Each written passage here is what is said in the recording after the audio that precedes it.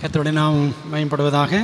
திருச்சபை முன்னோடிகளை குறித்து நாம் படித்து கொண்டிருக்கிறோம். நோயிங் அவர் பைனியர்ஸ், நம் முன்னோடிகளை அறிவோம் என்ற தலைப்பின் கீழே ஒவ்வொரு ஓய்வு நாள் ஆரம்பத்திலும் திருச்சபையினுடைய வரலாறு, நம்முடைய அட்வென்டிஸ்ட் திருச்சபையினுடைய வரலாறை ஒரு சீக்வன்ஸாக வரிசை கிரமமாக படித்து கொண்டு வருகிறோம்.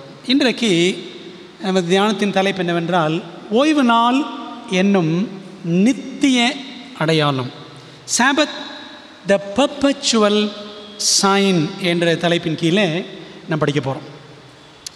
தியான பகுதி நம்முடைய மைய வசனம் வெளிப்படுத்தல் 14 அதிகாரம் 9 முதல் 12 வசனங்களை நான் வாசிக்கிறேன். அவர்களுக்கு பின்னே 3ஆம் தூதன் வந்து மிகுந்த சத்தமிட்டு, மிருகத்தையும் அதன் சொரூபத்தையும் வணங்கி தன் நெற்றியிலாவது தன் கையிலாவது அதன் முத்திரையை தரித்து கொள்ளுகிறவன் எவனோ அவன் தேவனுடைய கோபாக்கினையாகிய பாத்திரத்திலே கலப்பில்லாமல் வார்க்கப்பட்ட அவருடைய உக்கிரமாகிய மதுவை குடித்து பரிசுத்த தூதர்களுக்கு முன்பாகவும் ஆட்டுக்குட்டியானவருக்கு முன்பாகவும் அக்கினியினாலும் கந்தகத்தினாலும் வாதிக்கப்படுவான். அவர்களுடைய வாதையின் புகை சதா காலங்களிலும் எழும்பும். மிருகத்தையும் அதன் சொரூபத்தையும் வணங்குகிறவர்களுக்கும் அதனுடைய நாமத்தின் முத்திரையை தரித்து கொள்ளுகிற எவனுக்கும் இரவும் பகலும் இளைப்பாறுதல் இராது. தேவனுடைய கற்பனைகளையும் இயேசுவின் மேல் உள்ள விசுவாசத்தையும் காத்து கொள்ளுகிறவர்களாகிய பரிசுத்தவான்களுடைய பொறுமை இதில் விளங்கும் என்று கூறினான். தீர்க்க தரிசனங்களிலிருந்து வருகையின் சத்திய வெளிச்சத்தை 19ஆம் நூற்றாண்டிலே சுமார் 5 முதல் 10 லட்சம் பேர் அந்த வெளிச்சத்தை பெற்றுக்கொண்டார்கள். ஆண்டோடைய வருகையின் சத்திய வெளிச்சத்தை 5லேருந்து 10 லட்சம் பேர் கேட்டாலும் 1 லட்சம் பேர், சுமார் 1 லட்சம் பேர் என்ன செஞ்சாங்க, ஆண்டோடைய 2ஆம் வருகைக்காக வட அமெரிக்காவின் பல இடங்களில் காத்திருந்தார்கள். அக்டோபர் 22, 1844 அந்த வருஷத்தில். ஆனால் ஆண்டவர் வரவில்லை. ஒரு மாபெரும் ஏமாற்றத்துக்கு பின் ஆண்டவர் அடுத்த வெளிச்சம் என்ன வெளிச்சம் கொடுத்தார்? சத்திய வெளிச்சம். முதல்ல 2ஆம் வருகை, அதுக்கப்புறம் என்ன வெளிச்சம்? ஆசரிப்பு கூடார சத்திய வெளிச்சத்தை ஒரு சிறு கூட்டம் 50,000 பேர்லேருந்து 1 லட்சம் பேர் காத்திருந்தாங்க. ஆனால் மீதி இருந்தவர்கள் 50 பேர்.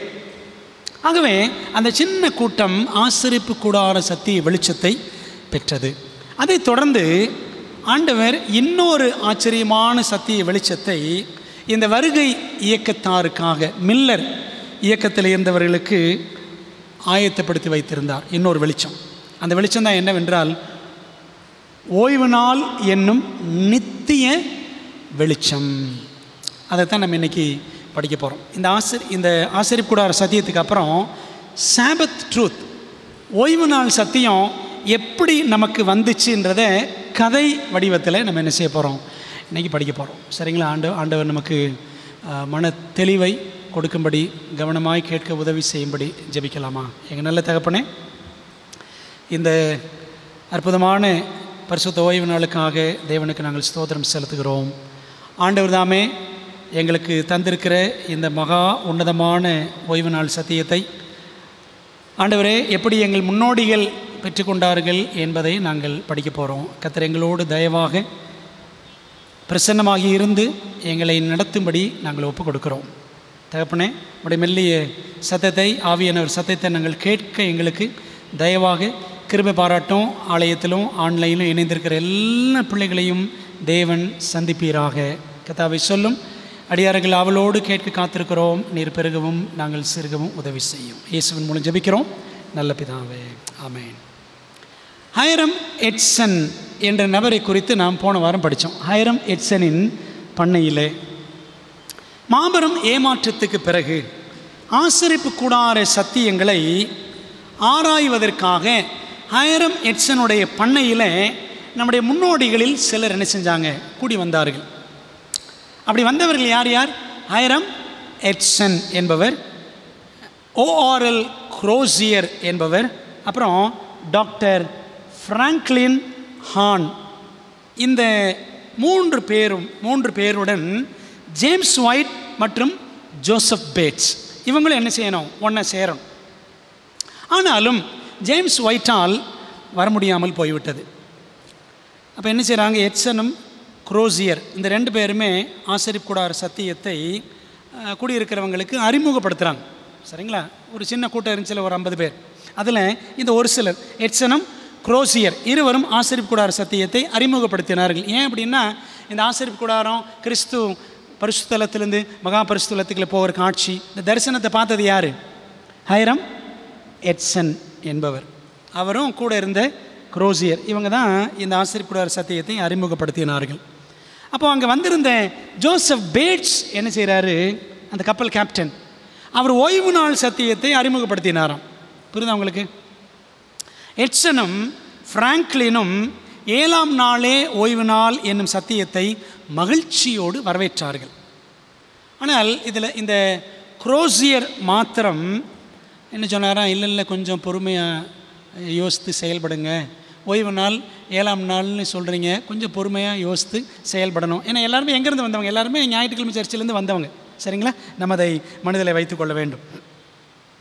பேட்ஸ் மூலம், ஜோசப் பேட்ஸ் மூலம் ஓய்வு நாள் சத்தியத்தை கற்றுக்கொண்டு அரைகுறையாக விருப்பமில்லாமல் ஏற்றுக்கொண்டவர் குரோசியர். ஒரு வருஷம் என்ன செஞ்சாராம்? ஓய்வு நாள் அவர் கடைபிடிச்சார். ஆனால் கடைசியில் அவர் குரோசியர் சத்தியத்தை விட்டு வெளியேறி வேறு சபையுடன் அவர் சேர்ந்து கொண்டார். ஆனால் கவனிச்சிங்களா, இந்த ஆசரிப்பு கூடார சத்தியத்திற்கு நல்ல விளக்கம் முதல்ல எழுதினவர் யார் தான்? இந்த குரோசியர் தான். போன வாரம் விளக்கம் கொடுத்தேன். ஆனால் அவர் எதை ஏற்றுக்கொள்ளலை? ஓய்வு நாள் சத்தியத்தை ஏற்றுக்கொள்ளாமல் போனார். தடம் புரண்டு போயிட்டார். ஆசரிப்பு கூடார சத்தியத்தை கொண்டு வந்தார். ஆனால் ஓய்வு நாள் சத்தியத்தை ஒரு வருஷம் கடைபிடிச்சு அப்புறம் பின்வாங்கி போய்விட்டார். இது நமக்கு என்ன எச்சரிப்பை கொடுக்கிறது என்றால், 1 கொரிந்தியர் 10:12 எல்லாருக்கும் தெரிஞ்ச வசனம், எல்லாருக்கும் தெரியும் இல்லை? இப்படி இருக்க தன்னை நிற்கிறவன் என்று எண்ணுகிறவன் விழாதபடிக்கு எச்சரிக்கையாய் இருக்க கடவன். பிரியமானவர்களே, இந்த அட்வென்டிஸ்ட் சபை சத்திய உபதேசங்களின் பிறப்பிடம், the birth place, theological birth place of Adventism, Adventist திருச்சபையினுடைய சத்திய உபதேசங்கள் எங்கே பிறந்தது அப்படின்னா, ஐரம் எட்சனுடைய பண்ணை அப்படி தான் சொல்லுவாங்க. சரிங்களா? அங்கே தான் நம்முடைய சத்தியங்கள் எல்லாம் ஆரம்பமாயின என்று சொல்லலாம். சரிங்களா? அங்கே தான் ஆசரிப்பு கூடார சத்தியம், அங்கே இருந்தால் ஓய்வு நாள் சத்தியம் அப்படியெல்லாம் நம்ம பார்க்குறோம். ரேச்சல் ஓக்ஸ் என்ற ஒரு பெண்மணி, இங்கே ஒரு அம்மா படத்தை பார்க்குறீங்க. இவங்க என்ன செய்கிறாங்க? ஓய்வு நாளை அறிமுகப்படுத்துகிறாங்க, ஒரு கூட்டத்துக்கு அறிமுகப்படுத்துகிறார்கள். இந்த அம்மா யார் அப்படின்னா, 7th டே பேப்டிஸ்ட் சபையை சேர்ந்த ஒரு பெண்மணி. நல்லா கவனிங்க, 7th டே அட்வென்டிஸ்ட் வர்றதுக்கு முன்னாடியே என்ன இருந்துச்சு? 7th டே பேப்டிஸ்ட் சபை இருந்தது. அந்த சபையை சேர்ந்தவங்க தான் இந்த அம்மா ரேச்சல் ஓக்ஸ். இவர் ஒரு விதவை. இவர் தன்னுடைய மகள் டிலைட், ரேச்சல் டிலைட் ஓக்ஸ் மக பேர். அந்த மகள் ஆசிரியையாக பணியாற்றக்கூடிய ஒரு பெண்மணி.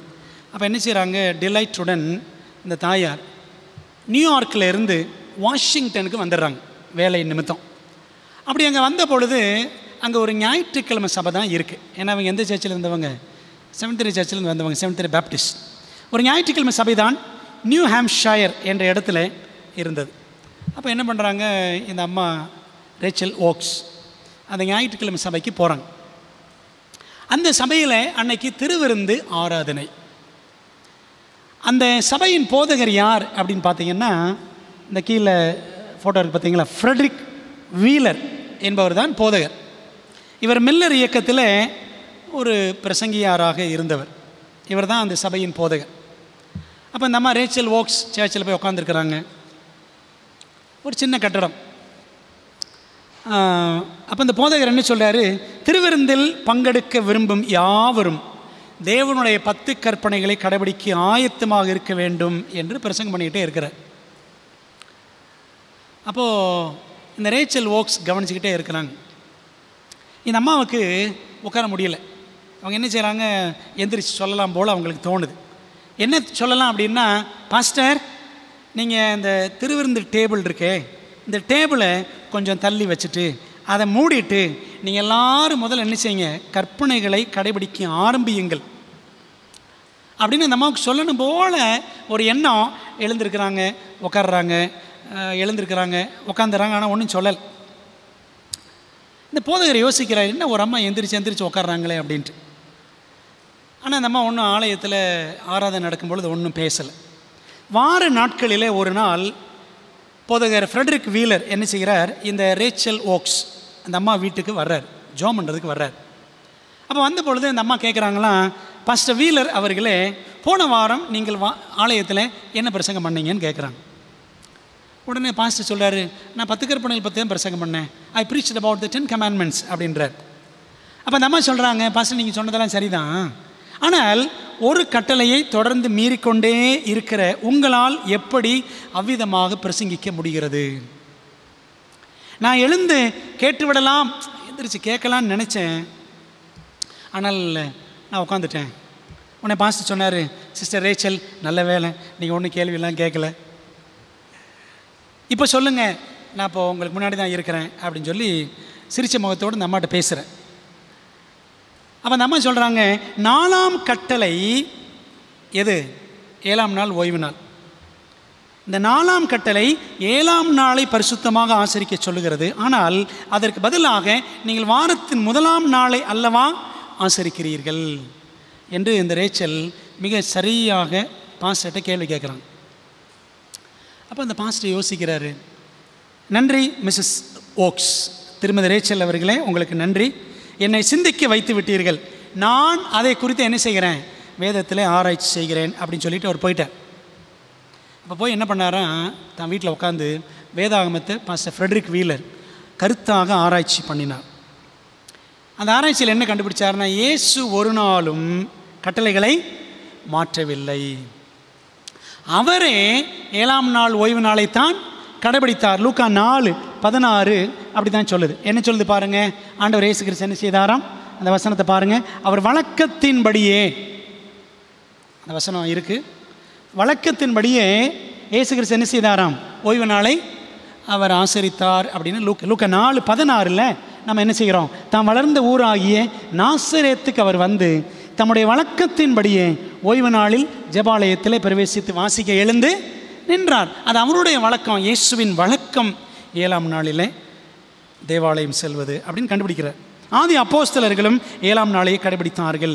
7ஆம் நாள் ஓய்வு நாள் 1ஆம் நாளுக்கு மாற்றம் அடைந்ததாக வேதத்தில் எங்குமே கூறவில்லை அப்படின்னு கண்டுபிடிக்கிறார் ஃப்ரெட்ரிக் வீலர். அப்போ என்ன செஞ்சார், அப்படி கண்டுபிடிச்சிட்டு சில வாரங்களிலேயே அவர் ஓய்வு நாளை 7ஆம் நாளை சனிக்கிழமை ஆசரிக்க ஆரம்பித்தார். தன்னுடைய சபைக்கும் அதை போதிக்கிறார். சபையில் இருந்த 40 பேரும் என்ன செஞ்சாங்களாம், அந்த 7ஆம் நாள் ஓய்வு நாளை ஆசரிக்கிறவர்களாக மாறினார்கள். அதுதான் அமெரிக்காவில் ஃபர்ஸ்ட் செவன்த் அட்வென்டிஸ்ட் சர்ச். எங்கே? வாஷிங்டன், நியூ ஹாம்ப்ஷயர் என்ற இடத்துல. இந்த சம்பவம் எப்போ நடக்குதுன்னா, மாபெரும் ஏமாற்றத்திற்கு முன்னாடியே நடக்குது, சரிங்களா? அதுக்கு பிறகு தான் ஜோசப் பேட்ஸ் என்ன செய்கிறாரு, இந்த ஓய்வு நாள் சத்தியத்தை எங்கே கொண்டு போகிறாரு, ஐரமெட்சன் பண்ணைக்கு அந்த ஏமாற்றத்துக்கு பிறகு கொண்டு போகிறார். இந்த ஃப்ரெட்ரிக் வீலர் முதல்ல எந்த சபையை சேர்ந்தவர்னா, மெத்தடிஸ்ட் சபையை சேர்ந்தவர். அவருடைய வாழ்நாள் பார்த்திங்கன்னா கிட்டத்தட்ட 100 வருஷம். கவனிச்சிங்களா? ஃப்ரெட்ரிக் வீலருடைய வாழ்நாள் சுமார் 100 ஆண்டுகள் வாழ்ந்தவர். இவர் தான் செவன்த் டே சர்ச்சினுடைய ஃபஸ்ட் பாஸ்டர், முதல் போதகர் அவர் தான் நம்முடைய சபையில், ஃப்ரெட்ரிக் வீலர் அப்படின்னு சரித்திரம் சொல்லுகிறது. இவருடைய செல்வாக்கின் மூலமாகத்தான், ஃப்ரெட்ரிக் வீலருடைய செல்வாக்கின் மூலமாகத்தான் ஜோசப் பேட்ஸ் ஓய்வு நாள் சத்தியத்தை அறிய நேரிட்டது அப்படின்னு பார்க்குறோம். எப்படின்னு நம்ம போக போக படிக்கலாம். சரி, அடுத்து இந்த ஜோசப் பேட்ஸுக்கு எப்படி ஓய்வு நாள் ஒளி வந்து சேர்ந்தது? வாஷிங்டனில் நியூ ஹாம்ப்ஷயர் என்ற இடத்திலே உள்ள இந்த ஓய்வு நாள் ஆசரிக்கும் சபையை பற்றி ஜோசப் பேட்ஸ் கேள்விப்படுறார். இப்போ நான் சொன்னேன்ல, ஃப்ரெட்ரிக் வீலர் சர்ச்சில் எல்லாரும் ஓய்வு நாளை ஏற்றுக்கிட்டாங்க. அந்த சர்ச்சை பற்றி ஜோசப் பேட்ஸ் கேள்விப்படுகிறார். கேள்விப்பட்டு அங்கே போயிருக்கிற விசுவாசிகளை சந்திப்போம் என்று தீர்மானிக்கிறார். இது எப்போ நடக்குதுன்னா, மாபெரும் ஏமாற்றத்துக்கு அப்புறம்.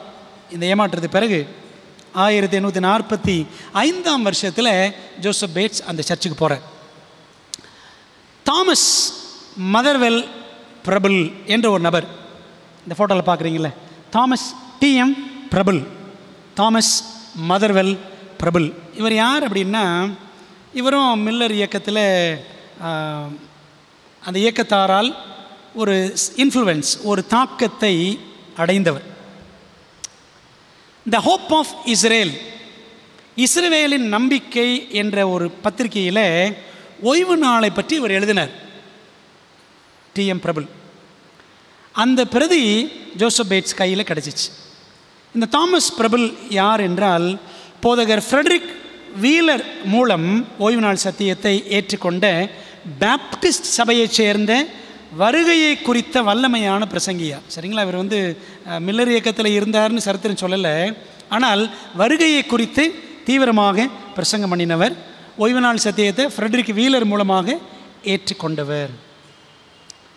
இவரும் என்ன செய்கிறார்னா, 1844 வருஷம் கோடை காலத்திலிருந்தே ஓய்வு நாளை பின்பற்ற ஆரம்பித்த ஒரு மனிதன்.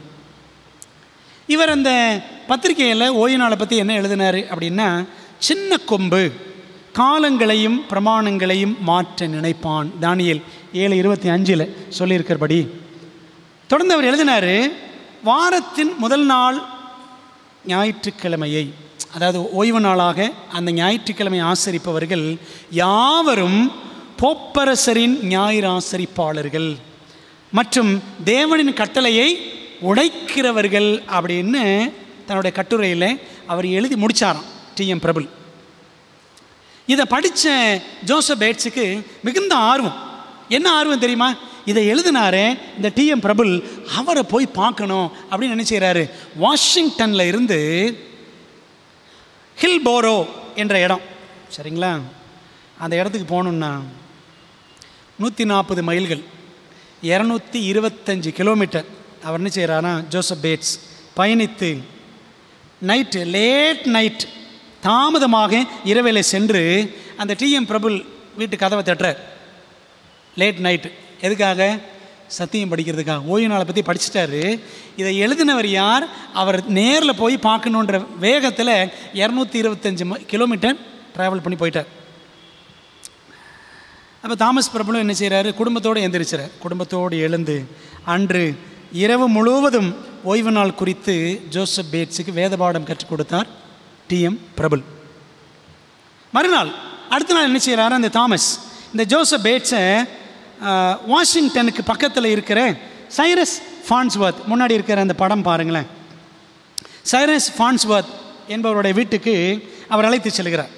அங்கே போயிட்டு என்ன செய்கிறாங்க, சாயங்காலம் வரைக்கும் கூடுதலாக இன்னும் உட்காந்து ஓய்வு நாள் பாடம், அதாவது வேத பாடம் ஓய்வு நாளை பற்றி படிக்கிறாங்க. சரிங்களா? நைட்டெல்லாம் ஓய்வு நாளை பற்றி படித்தாச்சு.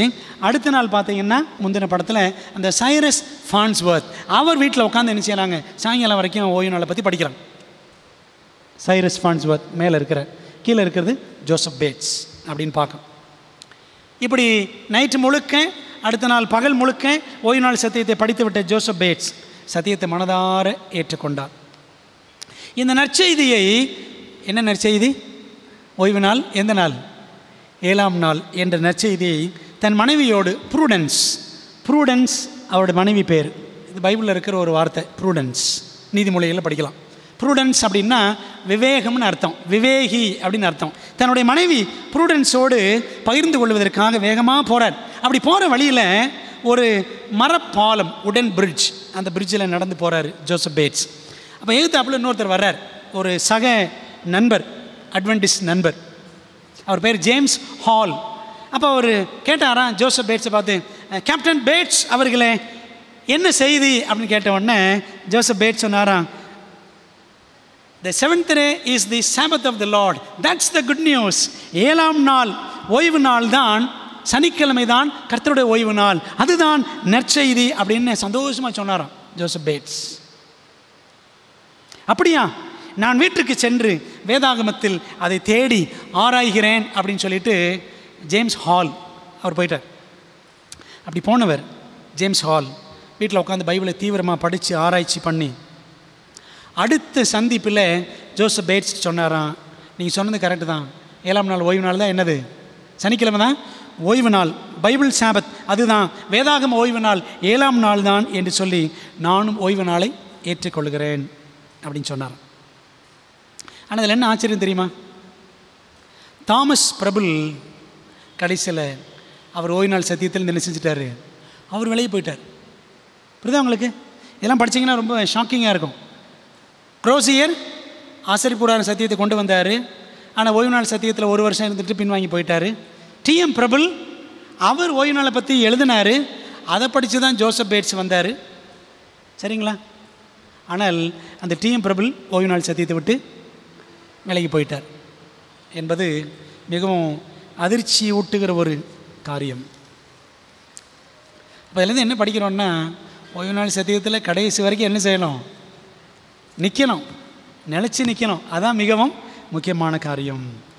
இந்த ஜோசப் பேட்ஸ் இந்த ஓய்வு நாள் சத்தியத்தை கற்றுக்கொண்டதுக்கப்புறம் அவரால் சும்மா இருக்க முடியல. என்ன பண்ணார் பாருங்களேன். ஒரு சுவாரஸ்யமான சம்பவத்தை படிக்க போகிறோம். ஜோசப் பேட்ஸின் ஓய்வு நாள் பிரதியும் $10 அற்புதமும். Joseph Bates Sabbath tract and $10 miracle. இந்த ஓய்வு நாளை பற்றி இவர் கற்றுக்கொண்டதுக்கப்புறம் இவருக்கு என்ன ஆசைன்னா, ஓய்வு நாளை பற்றி நானும் ஒரு கைப்பிரதி ஒன்று, ஒரு சின்ன கட்டுரை ஒன்று எழுதுன்னு சொல்லிட்டு அவர் ஆசைப்படுறார். எழுதினாராம் ஜோசப் பேட்ஸ். 48 பக்கம் கொண்ட ஒரு சிறு நூலை எழுதினார். அதுக்கு என்ன பெயர் அப்படின்னா, த 7th Day Sabbath Perpetual Sign. அதான் இன்றைக்கி பிரசங்க தலைப்பு. 7ஆம் நாள் ஓய்வு நாள் என்னும் நித்திய அடையாளம் அப்படின்னு ஒரு சின்ன புஸ்தகம் ஒன்று எழுதினார். இவருக்கு என்ன ஆசை அப்படின்னா, இந்த ஓய்வு நாளை எல்லா இடத்துலையும் போய் சொல்லணும், தீவிரமாக பிரசங்கம் பண்ணணும்னு ஆசை. அவர் அப்படியே செய்தார். இப்போ இன்னொரு ஆசை என்ன அப்படின்னா, இந்த சின்ன புஸ்தகத்தை பிரிண்ட் பண்ணணும், அச்சிட வேண்டும் என்று அவருக்கு மிகுந்த ஆசை. பணம் தேவை. ஆனால் அவர் கையில் இருந்துச்சு. எவ்வளவு பார்த்தீங்கன்னா 12 சென்ட், 12.5 cents, யார்க் ஷில்லிங் அப்படின்னு சொல்லுவாங்க. 12 சென்ட் தான் அவர் கையில் இருக்குது. அதாவது $1/4 கூட சொல்ல முடியாது. $1/4 எவ்வளவு? 25 சென்ட்டு. சரிங்களா? கால்லையும் கால். சரிங்களா? 12 சென்ட் தான் அவர் கையில் இருந்துச்சு. ஒரு நாள் அவர் ஜெபம் பண்ணும் பொழுது, ஆண்டவர் கண்டிப்பாக தேவை சந்திப்பார் என்ற நிச்சயம் அவருக்கு கிடைச்சிச்சு. அப்போ என்ன பண்ணுறாரு, வேதாகமம் மற்றும் கையில் ஒரு அந்த கன்கார்டன்ஸ், ஒத்துவாக்கி அகராதி, இது ரெண்டையும் வச்சுக்கிட்டு அவர் டேபிளில் உட்காந்து எழுத ஆரம்பிக்கிறார். அப்போ மனைவி ப்ரூடன்ஸ் அவர் எழுதக்கூடிய அந்த ரூமுக்கு வர்றாங்க. வந்துட்டு சொல்கிறாங்க, கையில் ஒரு லிஸ்ட்டு வச்சுருந்தாங்க. கேப்டன் பேட்ஸ் கணவன்கிட்ட சொல்கிறாங்க, எனக்கு சமையலுக்கு நிறைய பொருட்கள் தேவை அப்படின்னு சொல்லி இந்த லிஸ்ட்டை கொடுத்து கடையில் போய் வாங்கிட்டு வாங்க, குறிப்பாக மாவு தேவை, மாவு வேணும்னு சொல்லி சொல்கிறாங்க. அப்போ கேட்டார், ஏம்மா எவ்வளோ மாவு வேணும்? அப்போ மனைவி சொன்னாங்களாம், 4 பவுண்டு மாவு தேவை, சுமார் 2 கிலோ, சுமார் 2 கிலோ மாவு தேவை அப்படின்னு அந்த அம்மா சொல்கிறாங்க. சரின்னு சொல்லிவிட்டு கடைக்கு போனார். கடைக்கு போயிட்டு வேண்டியதெல்லாம் வாங்கிட்டு வந்து வீட்டில் டேபிளில் வச்சுட்டு திரும்ப தன்னுடைய எழுத்து மேஜைக்கு சென்று எழுத ஆரம்பிக்கிறார். மீண்டும் மனைவி வந்தாங்க. மனைவி வந்துட்டு, கேப்டன் பேட்ஸ், என்னால் நம்ப முடியலையே, எப்போவுமே நீங்கள் கடைக்கு போனீங்கன்னா மாவு மூடை தான் வாங்கிட்டு வருவீங்க, ஒரு மூட்டை மாவு தான் வாங்கிட்டு வருவீங்க, ஒரு மூடை நிறைய வாங்கிட்டு வருவீங்க. ஆனால் இந்த முறை சொன்ன மாதிரி கரெக்டாக எவ்வளோ தான் வாங்கிட்டு வந்திருக்கிறீங்க? 4 பவுண்டு கேட்டேன், 4 பவுண்டு தானே வாங்கிட்டு வந்திருக்கிறீங்க, வெறும் 4 பவுண்டு தானா? அப்போ அவர் சொன்னாரா, ஏம்மா ப்ரூடன்ஸ், என் கையில் இருந்த கடைசி காசு அவ்வளோதான், இதை வச்சு என்ன பண்ணிட்டேன், நீ கேட்டதை நான் வாங்கிட்டேன், என் கையில் ஒன்றுமே கிடையாதுமா அப்படின்ட்டான். ஏன், என்ன ஆயிற்று என்று மனைவி கேட்டதும் அவர் சொன்னாரா, வருகையின் செய்தியை, 2ஆம் வருகையின் செய்தியை அறிவிக்க என்னிடம் இருந்த அனைத்தையும் நான் செலவழித்து விட்டேன். 2ஆம் வருகையை பற்றி சொல்கிறதுக்கு என்கிட்ட இருந்த காசு பூரா நான் செலவழிச்சிட்டேம்மா. அப்போ மனைவி கண்ணீரோடு கேட்டாங்களாம், நாம் இப்போ என்ன செய்கிறது அப்படின்னு அழுகிறாங்க. அப்போ கணவன் சொன்னாராம், கவலைப்படாதம்மா, கர்த்தர் பார்த்துக்குவார், நீங்கள் எப்போவுமே இப்படி தான் சொல்லுவீங்க அப்படின்னு சொல்லி நம்ம அழுதுகிட்டே உள்ளே போயிடுச்சு ப்ரூடன்ஸ். இவர் என்ன பண்ணார், மீண்டும் உட்காந்து அவர் பாட்டுக்கு எழுத ஆரம்பிச்சிட்டார் கேப்டன் பேட்ஸ். அடுத்த அரை மணி நேரம் கழித்து இவர் மனசில் தோணுது, ஜோசப் பேட்ஸ் உள்ளத்தில் என்ன தோணுதுன்னா, உங்களுக்கு போஸ்ட் ஆஃபீஸில் ஏதோ லெட்ரு வந்திருக்குன்னு மனசில் ஒரு உணர்த்துது. இவர் என்ன செய்கிறாரு, உடனே நேராக போஸ்ட் ஆஃபீஸுக்கு போகிறார். அங்கே போயிட்டு அங்கேருந்து அஞ்சல் அதிகாரியை பார்த்து, அவர் பேர் mister true DREW. Mister true அவர்களே, எனக்கு கடிதம் வந்திருக்கிறதா அப்படின்னு கேட்டார். அப்போ அவர் சொன்னாராம், ஆமாம் கடிதம் வந்திருக்கு கேப்டன், ஆனால் அதில் ஸ்டாம்ப் போட்டாமல் இருக்குது. ஸ்டாம்ப் போட்டல, நீங்கள் தான் என்ன செய்யணும், 5 சென்ட் ஃபைன் கட்டணும் அப்படின்னு சொன்னாங்க. அப்போ ஒரு ஐயோ என்கிட்ட கையில் காசே இல்லையே, நான் என்ன செய்கிறது அப்படின்ட்டு நினைத்து கொண்டு, இந்த லெட்டர் எங்கேருந்து வந்திருக்கு நான் பார்க்கலாமா, தெரிஞ்சுக்கலாமான்னு சொல்லி கேட்டார். அவனை போஸ்ட் மாஸ்டர் சொல்கிறாரு, பரவாயில்ல நீங்கள் கேப்டன், நீங்கள் இப்போ பணத்தை பிறகு கட்டுங்க, பணத்தை அப்புறம் கட்டுங்க, இப்போ அந்த கடிதத்தை நீங்கள் கொண்டு செல்லுங்கள் அப்படின்னு சொன்னார். அதுக்கு பேட்ஸ் சொன்னாராம், பணத்தை கட்டாமல் நான் வாங்கி செல்ல மாட்டேன். இவருக்கு என்ன ஒரு கொள்கைன்னா, கேப்டன் பேட்ஸுக்கு கடன் வைக்கவே கூடாது அல்லது கடன் வாங்கவே கூடாது என்பதில் மிகவும் உறுதியானவர். இவருக்கு என்ன நம்பிக்கைன்னா, பேட்ஸ் அந்த போஸ்ட் மாஸ்டர்கிட்ட சொல்கிறாரு, மிஸ்டர் ட்ரூ நீங்கள் அந்த லெட்டரை திறந்து பாருங்கள், உள்ளுக்குள்ளே பணம் இருக்கும் அப்படின்னு சொன்னார். உள்ளுக்குள்ளே பணம் இருக்கும் அப்படின்னார். அப்போ அந்த அதிகாரியும் திறந்து பார்க்குறாரு. உள்ளே திறந்து பார்த்தா $10 இருந்துச்சான். $10 பணம். கட்ட வேண்டிய பணத்தை கட்டிட்டு பின்னர் வீட்டுக்கு வேண்டிய ஒரு பேரல் மாவு, இன்னும் உருளைக்கிழங்கு, இன்னும் சில பொருட்கள் எல்லாம் வாங்கி அந்த கடையில் இருந்த டெலிவரி பாய் அந்த மனிதன்கிட்ட கொடுத்துட்டு சொன்னாராம், நீ நேராக போய் இந்த தெருவில் இந்த டோர் இந்த எண் இருக்கிற அந்த வீட்டில் போய் நீ வச்சுருப்பா, ஃப்ரண்ட்டில் போய் மண்டபத்தில் வச்சிரு. நீ வைக்கும் பொழுது ஒரு அம்மா வந்து இல்லை இது எங்களுக்கு கிடையாது அப்படின்னு சொன்னாங்கன்னா, நீ ஒன்றுமே பெருசாக எடுத்துக்காத, நீ வாட்டுக்கு வந்துரு அப்படின்னு சொல்லிட்டு இந்த டெலிவரி மேன் கையில் எல்லாத்தையும் கொடுத்தாரான் ஜோசப் பேட்ஸ்.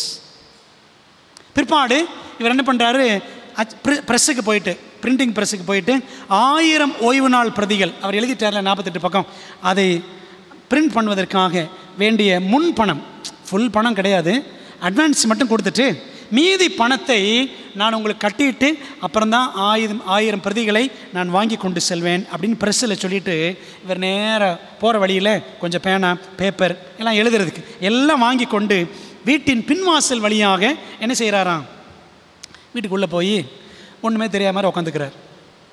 முன்வாசலில் கரெக்டாக அந்த மளிகை கடைக்காரர் என்ன செய்கிறார், ஜாமான் சட்டெலாம் வந்து வைக்கிறார். எதுவுமே தெரியாத மாதிரி உட்காந்து எழுதிக்கிட்டே இருந்தாராம் ஜோசப் பேட்ஸ். உடனே அந்த மனைவிக்கு ரொம்ப ஆச்சரியம். ப்ரூடென்ஸ் வந்து சொல்கிறாங்க, பேட்ஸ் அங்கே பார்த்தீங்களா அப்படின்றாங்க. இந்த பொருட்கள் எல்லாம் எங்கேருந்து வந்துச்சு அப்படின்னு கேட்குறாங்க. அந்த டெலிவரி மனிதனை பார்த்து, ஐயா இதெல்லாம் எங்கள் பொருள் கிடையாது, எங்களுக்கு கிடையாது அப்படின்னு சொன்ன உடனே அவர் சொன்னாராம், அம்மா இல்லைங்கம்மா, கரெக்டாக இந்த டோரில் தான் இந்த கதவு எண்ணுக்கு தான் போய் வைக்கணும்னு சொல்லி எனக்கு சொன்னாங்க, அதனால் நான் கரெக்டாக தான் வந்திருக்கேன்னு சொல்லி வச்சுட்டு என்ன பண்ணுறாரு, அவர் வேகமாக போயிடுறார். உடனே கணவன்ட்டு கேட்குறாங்க, கேப்டன் பேட்ஸ் எப்படி இந்த பொருட்கள் வந்துச்சு, இது நம்முடைய பொருள் தானே? உடனே அவர் சொன்னாராம், அது நம்ம தான் நினைக்கிறேன் அப்படின்னு சொன்னாராம், நமக்குரியதான் என்று நினைக்கிறேன், ஆனால் அது எப்படி வந்தது எனக்கு சொல்லுங்கள் அப்படின்னு சொல்லி மனைவி கேட்ட உடனே கணவன் சொன்னாராம், கர்த்தர் அனுப்பினார் அப்படின்னு சொன்னார். கர்த்தர் அனுப்பினார், ஆமாம் ஆமாம் கர்த்தர் அனுப்பினார், உண்மைதான், நீங்கள் எப்போவுமே இப்படி தான் சொல்லுவீங்கன்ட்டு இந்த உள்ளே போயிடுறாங்க. பிற்பாடு கேப்டன் பேட்ஸ் தன் மனைவிகிட்ட அந்த கடிதத்தை கொடுத்து வாசிக்க சொன்னார். இதை வாசிச்சு பார். கேப்டன் பேட்ஸுக்கு பணம் தேவை என்று தேவனால் உணர்த்தப்பட்ட ஒரு நபர், அவர் யாருன்னு தெரியல, நானும் தேடி பார்த்தேன், சரித்திரத்தில் கிடைக்கல. அந்த ஒரு நபர் அந்த பணத்தை அனுப்பியிருந்ததாக அந்த கடிதத்தில் எழுதியிருந்துச்சு. மனைவி இதை வாசித்துட்டு தன் விசுவாச குறைவை எண்ணி கண்ணீர் வடித்து கணவன்ட்டு மன்னிப்பு கேட்டாங்களாம். என்னை மன்னிச்சிருங்க, forgive me for my lack of faith. அதுக்கப்புறம் அச்சகத்தில் ஓய்வு நாள் பிரதிகள் எல்லாம் அச்சிடப்பட்டு ஆயத்தமாகிவிட்டன. இப்போ பணம் கட்டணும் பார்த்தீங்களா, கொஞ்சம் தான் பணம் அட்வான்ஸ் கொடுத்துருக்காரு. ஆனால் அந்த மீதி பணமும் சரியான நேரத்தில் வந்து சேர்ந்தது. பேட்ஸுடைய நண்பர், ஊழியத்தில் நண்பராக இருந்த ஒரு நபர் யார் அப்படின்னா ஹீமன் கர்னி என்பவர். ஹீமன் கர்னி என்ற ஒரு நபர், அவர் தனக்கு திரும்பி வராதுன்னு நினச்சிருந்த ஒரு கடன் தொகை $100 அவருக்கு வந்துடுது. சரிங்களா, ஜோசப் பேட்ஸோட நண்பருக்கு ரிட்டர்ன் வர வேண்டிய கடன் பணம் எத்தனை டாலர், $100 வந்துருச்சான் திரும்ப. இவர் நீ எதிர்பார்க்கவே இல்லை அந்த பணம் எனக்கு வரும்னு. சில நேரத்தில் பாருங்களேன், நம்ம கொடுக்குற கடன் பணம் திரும்ப வரவே வராது. 1 மாதத்தில் கொடுத்துட்றேன் அப்படின்னு சொல்லுவாங்க, 2 வருஷம் ஆயிரும், திரும்ப வரவே வராது. அப்படி அனுபவப்பட்டிருக்கீங்களா? ஆனால் இவருக்கு $100 வந்துருச்சு. அந்த பணத்தில் தான் ஒரு தொகையை கட்டி ஜோசப் பேட்ஸ் கொடுத்து அவர் அதை ப்ரெஸ்ஸில் கட்டி என்ன செஞ்சாங்களாம், பிற்பாடு இந்த 1000 பிரதிகளை வாங்கினார்கள். அந்த பிரதிகள் மூலமாக ஓய்வு நாள் சத்தியம் இன்னும் வேகமாக பரவியது. அதை படித்து தான் ஜோசப் பேட்ஸ் எழுதின அந்த பிரதியை படித்து தான் ஜேம்ஸ் ஒயிட், எலன் ஒயிட் என்ன செஞ்சாங்களாம், அவர்கள் மெய்யான ஓய்வு நாளை பற்றி அறிந்து கொண்டார்கள். விளங்குது அவங்களுக்கு? ரேச்சல் ஓக்ஸ்னு ஒரு அம்மா, அவங்க கொண்டு வந்து ஓய்வு நாளை பற்றி அறிமுகப்படுத்துகிறாங்க ஒரு சபைக்கு. அந்த சபையில் இந்த ஃப்ரெட்ரிக் வீலர், அவர் மூலமாக டிஎம் பிரபுல் என்ன செய்கிறாரு, ஓய்வு நாள் சத்தியத்தை பற்றி எழுதுகிறாரு. அதை படித்த ஜோசப் பேட்ஸ் என்ன செய்கிறாரு, அவர் இந்த சத்தியத்தை கொண்டாந்து ஹைரம் எட்சன் பண்ணையில் ஒரு சிலருக்கு தெரியப்படுத்துகிறார். இந்த ஜோசப் பேட்ஸ் ஒரு பிரதி எழுதுகிறாரு. அதை யார் படிக்கிறாங்க? ஜேம்ஸ் ஒயிட், எலன் ஒயிட் படிக்கிறாங்க. விளங்குது அவங்களுக்கு? அப்படி செயின் ரியாக்ஷன், ஒரு சங்கிலி தொடர் போல ஓய்வு நாள் சத்தியம் அப்படியே பரவுகிறது. இந்த ஓய்வு நாள் சத்தியம் பற்றிய செவன்த் டே அட்வென்டிஸ்டுகளின் முதல் புத்தகம் அப்படின்னு எதை சொல்கிறாங்கன்னா, இந்த ஜோசப் பேட்ஸ் எழுதின செவன்த் டே சாபத் அ பெர்பெச்சுவல் சைன், 7ஆம் நாள் ஓய்வு நாள் நித்திய அடையாளம். இந்த புத்தகம் தான் செவன்த் டே அட்வென்டிஸ்டுகளின் முதல் புத்தகம் என்று கருதப்படுகிறது. அந்த புத்தகம் வருவதற்கு பணத்து நிமித்தம் ஒரு நாள் கூட என்ன ஆகலையா, தாமதம் ஆகவில்லை அப்படின்னு சரித்திரத்தில் படிக்கிறோம். சரி, ஜேம்ஸ் ஒயிட், எலன் ஒயிட் எப்படி ஓய்வு நாளை ஏற்றுக்கொண்டார்கள்? White couple accepting the Sabbath. அட்வென்டிஸ்டுகள் எல்லாருமே ஆரம்பத்தில் ஓய்வு நாள் சத்தியத்தை ஏற்றுக்கொள்ளவில்லை. கவனிச்சிங்களா? இந்த மில்லர் இயக்கத்தில் இருந்தவங்களுக்கு ஆரம்பத்தில் என்ன பேர்? அட்வென்டிஸ்ட், அவ்வளோதான். வருகையை பற்றி மட்டும்தான் அவங்க நம்பினார்கள், வருகையை பற்றி பேசினார்கள், வருகையை பற்றி எல்லாருக்கும் சொன்னாங்க, அட்வென்டிஸ்ட். அதுக்கப்புறம் தான் அவங்க என்னென்னு மாறுறாங்க, செவன்த் டே அட்வென்டிஸ்ட்னு மாறுறாங்க. சரிங்களா? திருமணத்துக்கு முன்பு இருந்தே எலன் ஹார்மன் ஓய்வு நாளின் முக்கியத்துவத்தை அவர்கள் உணர்ந்திருக்கவில்லை. எலனுக்கு ஓய்வு நாளை பற்றி அப்போல்லாம் தெரியாது. ஏன்னா அவங்களும் என்ன தான் மெத்தடிஸ்ட் சர்ச்சில், ஞாயிற்றுக்கிழமை சர்ச்சிலேருந்து வந்தவங்க தான். ஜோசப் பேட்ஸ் வந்து ஓய்வு நாள் சத்தியத்தை இந்த தம்பதிக்கு, எலனுக்கும் ஜேம்ஸ் ஒயிட்டுக்கும் விளக்கினார். அப்போது இதை பற்றி ஜேம்ஸ் ஒயிட் என்ன சொன்னார் அப்படின்னா, தான் ஒய்ஃப்ட்ட சொல்கிறாரு, 7ஆம் நாள் ஓய்வு நாளை ஆசரிப்பதற்கு ஜோசப் பேட்ஸ் அதிக அழுத்தம் கொடுக்கும் விஷயத்தில் தவறிழைக்கிறார் என்று நான் நம்புகிறேன். என்ன இந்த ஜோசப் பேட்ஸ் எப்போ பார்த்தாலும் 7ஆம் நாள் ஓய்வு நாள் சனிக்கிழமை சொல்லிட்டு இருக்கிறாரு. இஸ் கிவிங் ஓவர் ஸ்ட்ரெஸ், ரொம்ப அதிகமாக அதுக்கு அழுத்தம் கொடுக்குறாரு. அப்போது ஜேம்ஸ் ஒயிட் தொடர்ந்து சொன்னாராம், நாம் கிருபைக்கு கீழ்பட்டிருக்கிறோம், அதனால் நமக்கு பிரமாணம் அவசியம் இல்லை. யூதர்களைப் போல நாம் ஓய்வு நாளை ஆசரிக்க வேண்டிய அவசியம் இல்லை அப்படின்ட்டு ஜேம்ஸ் ஒயிட் தன் மனைவிட்ட சொல்கிறார். அப்போ அந்த அம்மாவும், ஆமாம்மா நீங்கள் சொல்கிறது கரெக்டு தான் அப்படின்றாங்க. வழங்குது அவங்களுக்கு? அப்போ எலன் ஒயிட், ஜேம்ஸ் ஒயிட்டு கூட ஆரம்பத்தில் ஓய்வு நாள் சத்தியத்தை அவங்க என்ன செய்யலை, ஏற்றுக்கிறதுக்கு மனசே இல்லாமல் தான் இருந்தாங்க. ஆனாலும் சரித்திரம் சொல்லுது, இந்த ஓய்வு நாள் சத்தியம் திரும்ப திரும்ப இந்த தம்பதிக்கு வந்து கொண்டே இருந்தது. அப்போ 2 பேரும் என்ன நினைக்கிறாங்கன்னா, ஜேம்ஸ் ஒயிட்டும் எலன் ஒயிட்டும், ஜோசப் பேட்ஸ் எங்கே தவறுகிறார் என்று நாம் என்ன செய்வோம், வேதத்திலிருந்து கண்டறிவோம் அப்படின்னு சொல்லிட்டு அவர் போட்ட புஸ்தகம், என்ன புஸ்தகம்? செவன்த் டே சாபத் அ பெர்பெச்சுவல் சைன், 7ஆம் நாள் ஓய்வு நாள் என்னும் நித்திய அடையாளம். அந்த புஸ்தகத்தை நம்ம 2 பேரும், புருஷன் பொண்டாட்டி 2 பேரும் சேர்ந்து என்ன செய்வோம், வாசிப்போம். வாசித்துட்டு எங்கே அவர் மிஸ்டேக் பண்ணுறாருன்னு கண்டுபிடிப்போம்னு சொல்லி 2 பேரும் படிக்கிறாங்க. படித்து முடித்ததுக்கப்புறம் அவன் கண்டுபிடிச்சாங்களாம், அவர் சொன்னதெல்லாம், ஜோசப் பேட்ஸ் எழுதியிருக்கிற எல்லாமே கரெக்டு தான், எல்லாமே பைபிள் படி சரியாக இருக்குது என்று கண்டுபிடிச்சு 1846 1846 அந்த வருஷத்தின் கடைசிக்குள்ளே என்ன பண்ணாங்களாம், அவர்கள் ஓய்வு நாளை ஆசரிக்க ஆரம்பித்தார்கள். 3 மாதங்களுக்கு மேலாக ஜேம்ஸ் எலன் ஒயிட் தம்பதி ஓய்வு நாளை ஆசரித்தார்கள். பிற்பாடு அமெரிக்காவில் மெயின் மாகாணம், மெயின் என்ற ஒரு பெயர், அந்த மாகாணத்துக்கு பேர் MAINE, மெயின். அந்த மாகாணத்தில் டாப் ஷாம் என்ற இடத்துல அங்கே ஒரு அம்மா இருக்கிறாங்க, ஸ்டாக்பிரிட்ஜ் ஹாலண்ட். அந்த அம்மா இவங்க தான், ஸ்டாக்பிரிட்ஜ் ஹாலண்ட். அந்த அம்மாவோட இல்லத்திற்கு என்ன செய்வாங்களாம், வீக்கெண்ட் பைபிள் ஸ்டடி, வார கடைசியில் ஒரு சிலர் கூடி பைபிள் ஸ்டடி வேத பாடம் படிப்பார்கள். அப்போ அந்த டைமில் எலன் ஒயிட்டுக்கு 19 வயசு. அங்கே பெண்கள் கூடி பாருங்கள், இன்னும் ஒரு சிலர்லாம் கூடி ஜெபம் பண்ணும் பொழுது எலனுக்கு ஒரு தரிசனம் கிடைத்தது. அந்த தரிசனத்தில் என்ன பார்க்குறாங்கன்னா, பரலோக மகா பரிசுத்த ஸ்தலம், அதில் உடன்படிக்கை பெட்டியை பார்க்குறாங்க. அந்த உடன்படிக்கை பெட்டிக்குள்ள புத்தகம் போல் 2ஆக மடக்கி வைக்கப்பட்டிருந்த 2 கற்பலகைகளையும், அந்த கற்பலகைகளை இயேசுவானவர் திறக்கிறதையும் யார் பார்க்குறாங்க? தரிசனத்தில் எலன் ஒயிட் பார்க்குறாங்க. சரிங்களா? இந்த தரிசனத்தை குறித்து அவங்க எழுதுகிறாங்க. Life sketches of Ellen White என்ற புத்தகத்தில் பக்கம் 95-96 எழுதுகிறாங்க. பாருங்கள், தேவனுடைய விரல்களால் எழுதப்பட்ட 10 கற்பனைகள் அதில் இருந்தன. எதில்? அந்த உடன்படிக்கை பெட்டியில். முதற் பலகையில் இருந்த 4 கற்பனைகள் 2வது பலகையில் இருந்த 6 கற்பனைகளை விட பிரகாசமாக காணப்பட்டன. சரிங்களா? முதல் பலகையில் 4 கட்டளைகள், அடுத்த பலகையில் 6 கட்டளைகள். இந்த முதல் 4 கட்டளைகள் பிரகாசமாக இருந்துச்சான். அதிலும் 4ஆம் கற்பனை மிகவும் பிரகாசமாகவும் அதை சுற்றிலும் மகிமையான ஒளிவட்டமும் காணப்பட்டது அப்படின்னு வாசிக்கும். புரியுது உங்களுக்கு? இப்போ பாருங்களேன், இந்த ஓய்வு நாள் 7ஆம் நாள் அப்படின்றது ஏதோ ஈஜி ஒயிட் கண்டுபிடிச்ச சத்தியம் அப்படிலாம் கிடையாது. அது எங்கே இருக்குது?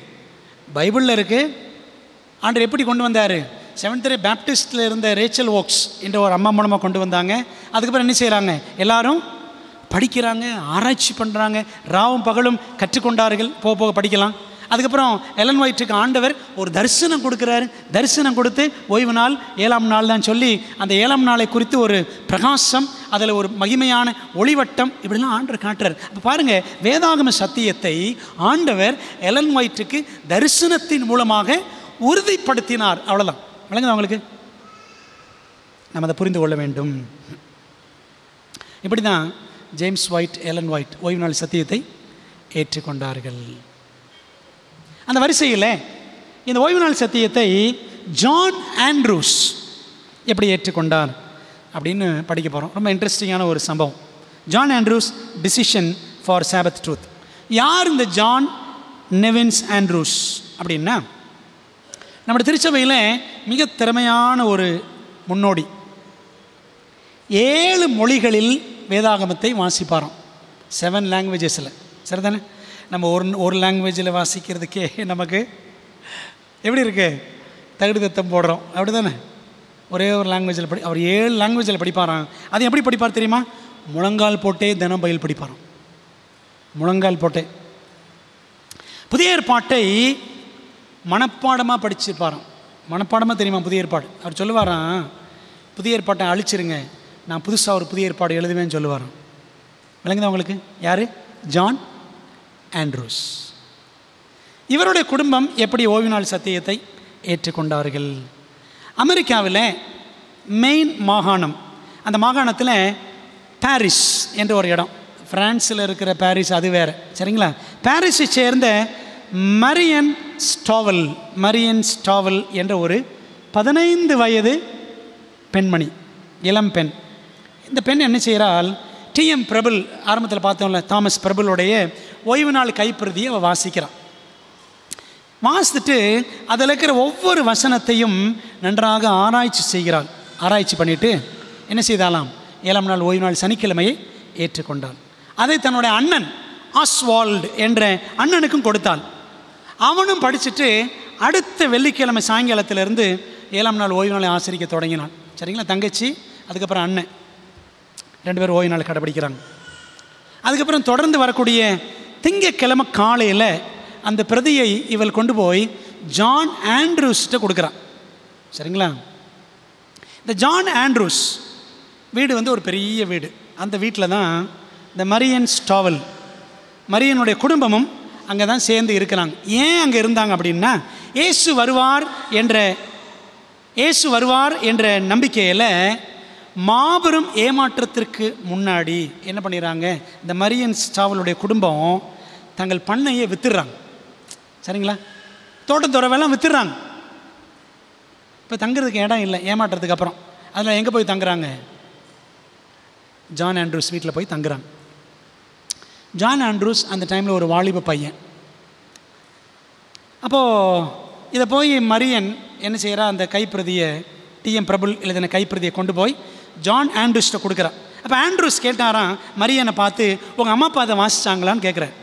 அப்போ இவ சொல்கிறான் மரியன், இல்லை எங்கள் அம்மா அப்பா என்ன வாசிக்கலை, நாங்கள் சரியான ஓய்வு நாளை இதுவரைக்கும் ஆசரிக்கவில்லை. ஆனால் என்னுடைய அண்ணன் ஆஸ்வால்டு வாசித்து விட்டான். அண்ணன்ட்ட கொடுத்தேன், அண்ணன் வாசித்தான். நாங்கள் 2 பேரும் சேர்ந்து ஒரு ஓய்வு நாளை ஆசரித்து விட்டோம் அப்படின்னு சொல்லிட்டு இப்போ என்ன தீர்மானம் பண்ணுறாங்கன்னா, மரியன் ஸ்டாவல் உன் அம்மா அப்பா வாசிக்கணும், ஜான் ஆண்ட்ரூஸ் என்னுடைய அம்மா அப்பா வாசிக்கணும் அப்படின்னு சொல்லிட்டு 2 பேர் என்ன செய்கிறாங்க, தங்கள் பெற்றோருக்கு வாசிக்க கொடுக்கிறார்கள் ஓய்வு நாள் கைப்பிரதி. ஜான் ஆண்ட்ரூஸின் பெற்றோர் என்ன பண்ணாங்களாம், உடனே படிச்சுட்டு உடனே ஓய்வு நாளை ஏற்றுக்கிட்டாங்களாம். மரியனின் பெற்றோர் பிற்பாடு வாசித்தார்கள், அவங்களும் ஏற்றுக்கிட்டாங்க. இந்த 2 குடும்பங்களும் அடுத்த ஓய்வு நாளை சேர்ந்து அந்த வீட்டில் ஆசரித்தார்கள். இதான் அந்த வீடு. சரிங்களா? ஜான் ஆண்ட்ரூஸோடைய வீடு தான். பிரியமானவர்களே, இப்போ பார்த்தீங்களா, ஜான் ஆண்ட்ரூஸுக்கு அப்போ 17 வயசு, மரியன் ஸ்டாவலுக்கு 15 வயசு. வாலிப பிள்ளைகள் முதல்ல அவங்க ஓய்வு நாளை கடைபிடிச்சாங்க. அப்புறம் யாருக்கு சொல்லிக் கொடுக்குறாங்க? படிக்க சொல்லி பிள்ளைகளுக்கு கொடுக்குறாங்க. பாருங்களேன், இதில் நமக்கு இருக்கிற ஒரு எக்ஸாம்பிள் என்ன அப்படின்னா, நம்ம குடும்பத்தில் இருக்கிற பிள்ளைகள், வாலிப பிள்ளைகள் முதல்ல எப்படி இருக்கணும்? ஓய்வு நாள் விஷயத்தில் கருத்தாக இருக்கணும், தீவிரமாக இருக்கணும் என்பதை நாம் இதில் கற்றுக்கொள்கிறோம். ஜான், மரியன், ஆஸ்வால்டு இவங்க எல்லாரும் இன்றைக்கி நம்ம காலத்து வாலிப பிள்ளைகளுக்கு நல்ல முன்மாதிரிகளாக இருந்திருக்கிறார்கள் அப்படின்னு பார்க்குறோம்.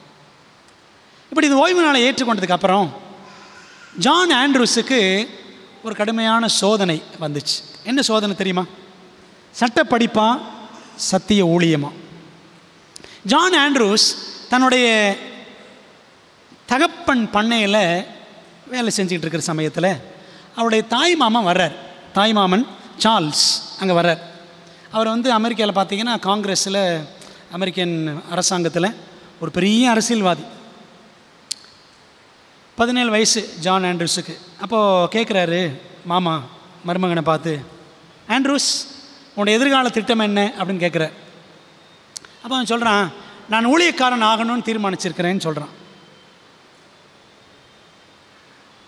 யூதர்களைப் போல நீயும் சனிக்கிழமையை ஓய்வு நாளாக ஆசரிக்க தொடங்கிவிட்டாய் என்று கேள்விப்பட்டேன்பா. நீனும் அந்த யூதர்கள் மாதிரி சனிக்கிழமை ஆசரிக்கிறியாமே ஓய்வு நாளாக? அது ஒரு புத்தி இல்லாத காரியம். It is a nonsense.